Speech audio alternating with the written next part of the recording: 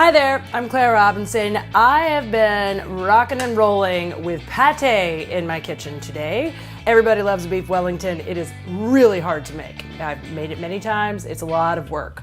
So I'm taking the premise of a beef Wellington. Pate is typically used in beef Wellington and turning it into something fast and easy. Don't judge me, I'm using a big knife and I'm poking a hole. So I'm taking the pate, putting it right onto beef that I had my butcher pound for me because I'm lazy. I need a little bit of a spreader. This will work. And I'm spreading it out. Now I went with the pate with onions because I know that that's gonna add a lot of yummy, yummy, yummy flavor to the beef. And you don't wanna go all the way to the edges because you need some room for it to kind of squirt out into. I took shallots and mushrooms and just cut them, browned them, deglazed with just a touch of red wine. And that's all that's going on here. I let it cool to room temperature because I didn't want to put piping hot cooked onions and mushrooms on top of my pate. I'm gonna add a little bit of parsley. And if you wanted to add like cheese, you could add panko crumbs. But I happen to have some leftover fried onion bits. I am gonna use just a tiny bit of mustard. One thing you don't want to forget is salt and pepper. Okay, time to roll.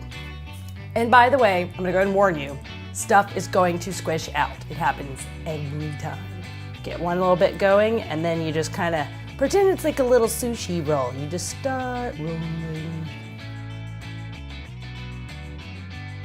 Now that I've got this all sealed, you can use toothpicks, which is what I'm gonna do to try and seal the ends here because I overstuffed. But you don't have to. You can actually just kind of package it all up with your fingers and sear it on the stove before putting it into an oven. But just in case, because I always overstuff and I happen to have toothpicks, I'm gonna toothpick it. That's it. Now we just gotta sear it in a pan, which basically means I'm gonna make it golden brown all around.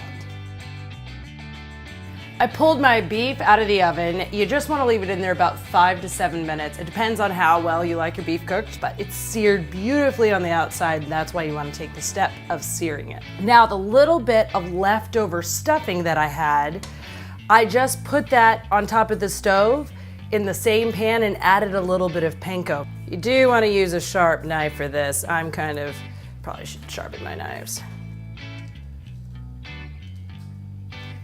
And a little bit of parsley. And I'm just using my fingers because, you know what? My kitchen.